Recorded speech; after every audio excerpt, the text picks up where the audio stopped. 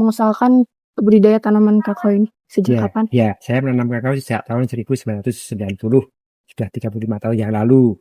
Tetapi saya mulai membuka usaha tanaman wisata edukasi ini tahun 2013.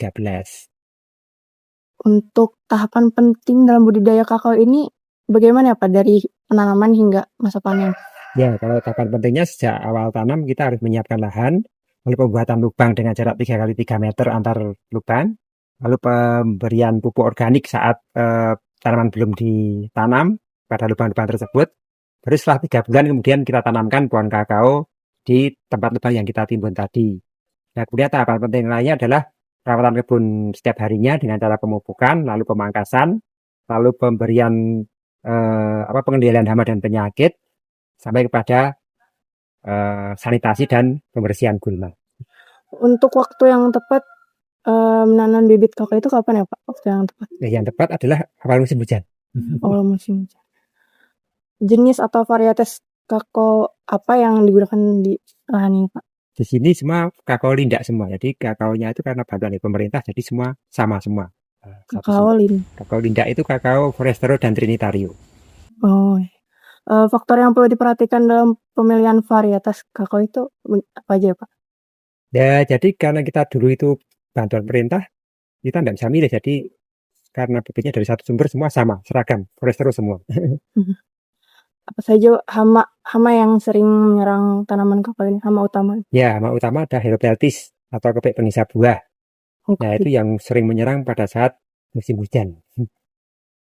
Kalau gejala penyakit busuk buah pada kakao ini ada? Ada ya, busuk buah itu disebabkan oleh jamur Phytophthora yang menyerang pada saat musim hujan juga. Selama kebunnya lembab, dia akan banyak menyerang di pohon kakao. Penyakit lain selain busuk buah? Ada jamur upas, ada, kemudian namanya VSD ada juga, tapi jarang. Yang paling banyak adalah busuk buah. Cara mengendalikan hama dan penyakit pada tanaman kakao ini biasanya secara apa, kimiawi atau? Ya, kita organik semua karena kita berbasis organik. Kita semua menggunakan bahan-bahan organik, tidak ada bahan kimia di sini. Metode pengendalian hama dan penyakit secara organiknya bagaimana ya Pak? Ya, jadi kita menggunakan pestisida organik yang dibuat dari daun-daunan yang ada di sekitar kita. Tambahkan ubi-ubian juga yang paling mudah ditemukan dengan cara diekstrak, kemudian airnya kita peras, lalu kita semprotkan ke bagian buah sama batangnya. Baik, apakah pernah dilakukan modifikasi atau inovasi dalam pengendalian hama atau penyakit ini Pak? Ya, kita pernah memodifikasi dengan cara yang lebih modern, tapi tetap basisnya adalah organik. Oh, itu basisnya? Ya. Bisa dijelaskan seperti apa ya Pak? Maksudnya contohnya? Ya, contohnya dengan cara kalau dulu kita mengekstrak dengan cara manual, ditumbuk, kemudian disemprotkan dengan cara manual juga. Kemudian inovasinya dengan cara menggunakan mesin penggiling. Jadi giling mesin pencacah rumput atau pencacah kulit kakao itu bisa dipakai untuk mengekstrak bahan-bahan pestisida organik.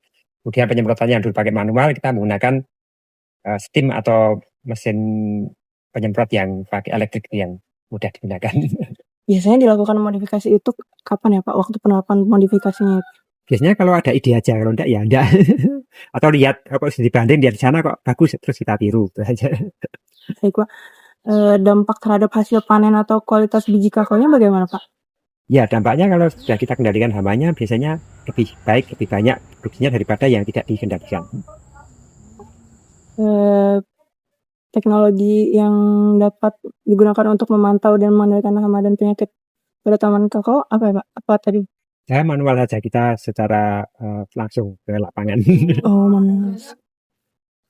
Boleh tahu langkah-langkah yang dapat diambil untuk mencegah serangan hama dan penyakit pada tanaman kakao biasanya? Ya, yang mencegah yang rutin kita lakukan adalah yang pertama rutin pemangkasan. Pemangkasan adalah mengurangi kelembapan kebun sehingga hama dan penyakitnya menjadi berkurang. Lalu sanitasi, pembersihan gulma, dan juga melancarkan aliran air saat musim hujan itu juga salah satu cara untuk mencegah hama dan penyakit. Oh, di sini ada gulmanya juga ya Pak? Iya, banyak. Oh. Cara meningkatkan kesehatan tanaman kakaonya untuk mengurangi kerentanan terhadap hama dan penyakitnya tadi? Ada juga.